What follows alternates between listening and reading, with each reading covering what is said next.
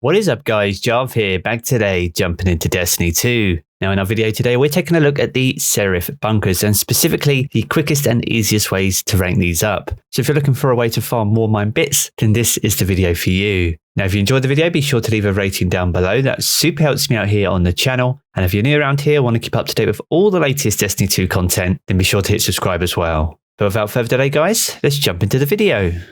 Now with the launch of Season 10, Season of the Worthy, we've seen the introduction of Serath bunkers, and these can be located currently in the EDZ and later in the season on the Moon and Io. So over the next 6 weeks, we'll gain access to 3 separate bunkers, all of which we'll need to separately upgrade. Now if you started the season, you would have unlocked and gained access to the EDZ bunker, which can be located over in the sludge in the north side of the European Dead Zone. Now there are 2 different inventories here, one for weapons and seasonal mods, and the other inventory is to upgrade the bunker itself. And as you can see, there are 3 ranks overall that we need to complete to fully upgrade the bunker. Now to upgrade the bunker, you'll need to unlock each module, and depending on the location of the bunker itself, it will vary in the material that you need in order to do this. Now, as we're in the European Dead Zone, Dustlight Shards is the material of choice, along with Legendary Shards and also Warmind Bits. Now, Warmind Bits is the new seasonal currency, and you'll need plenty of this to upgrade all the bunkers throughout the season. Now, as we said earlier, there are 3 ranks worth of modules that we need to complete to fully upgrade our bunker. Now, rank 1 upgrades cost a total of 90 Warmind Bits, alongside some Dustlight Shards and Legendary Shards. Rank 2 will take 150 bits, alongside some Dustlight Shards and Legendary Shards, with rank 3 coming in at 300 bits with some Dustlight Shards and Legendary Shards as well.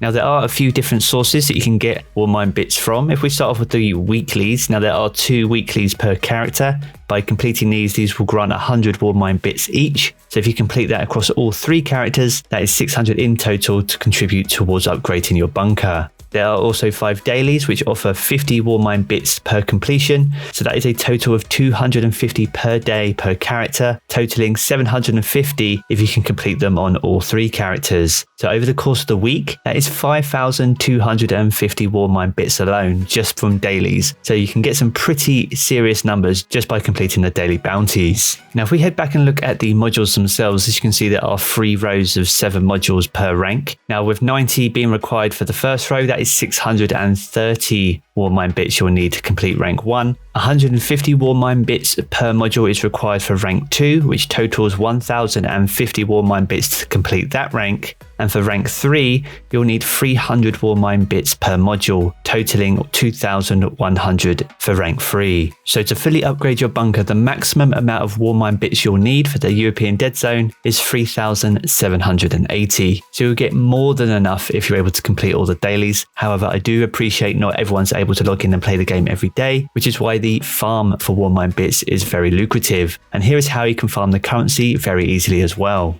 Now to set this farm up perfectly, there are 2 upgrades you'll need to seek very early if you can. One is for rank 2, and this helps increase the amount of Warmind bits you'll receive when completing additional bounties. And the second upgrade you're going to be chasing can be found under rank 3, and this is where upgrades cost less to acquire, and that helps reduce the overall cost to upgrade your bunker too. And once you've got those upgrades in hand, if you've completed as many weeklies and dailies as possible, this is when we turn to the additional bounties. These do cost glimmer, however they do also provide additional sources of Warmind bits. If you have the first upgrade that we just mentioned, you'll gain 12 Warmind bits per bounty, and the bounties are relatively easy to complete. Now it is possible to complete these alongside the normal public event over in the European Dead Zone. As well as this, you can also make sure to fully equip a full set of Serath armor. You can get this from the season pass if you have the premium track, and by doing so you'll complete a triumph which will grant you 100 Warmind bits as well.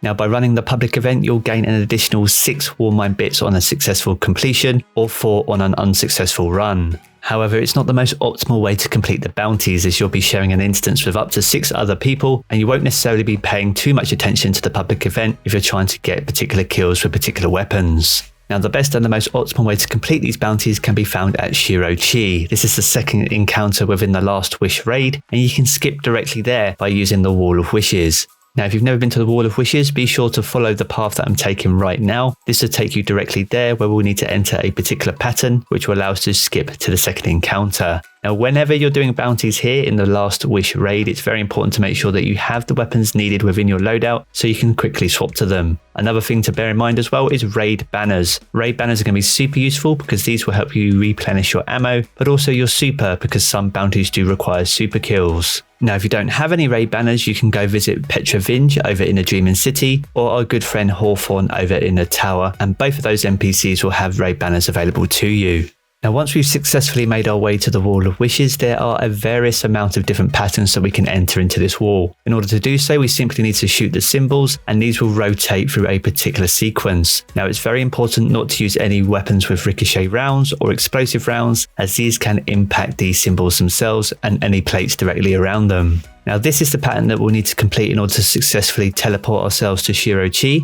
I'll leave this on the screen for a few moments, so feel free to pause the video if you wish. But once you've successfully completed the entry of this code, this will automatically teleport you to the relevant encounter. Now, once you're here, you simply need to put down a raid banner. This will give you a full super and full ammo, and make sure that you have the relevant weapons equipped. And you are pretty much good to go. You simply just need to approach the door. This will open and there will be a mass of taken thrall which will come towards you. Now, in this first section of the encounter, there are 80 adds in total for you to take advantage of. And the thing is, because they are taken thrall, so they're relatively low tier, they are very easy to defeat as well. Now, you can carry 5 additional bounties from Rasputin himself, and the timer for the first section of this encounter is around 2.5 minutes, and you'll need to run this no more than 2 times to complete all those bounties. So in under 5 minutes, you'll easily complete all 5 of those additional bounties. And once you've completed your bounties, simply head back to Rasputin and pick up another 5, and you'll need to rinse and repeat this process. Now, on the basis it takes you around 5 minutes to complete the bounties and grab a new set, this means you can complete roughly 60 bounties per hour, and each one grants you 12 Warmind bits. This will provide you in total 720 Warmind bits per hour. And not only this, it's a fantastic way to help slowly level up your season pass as well.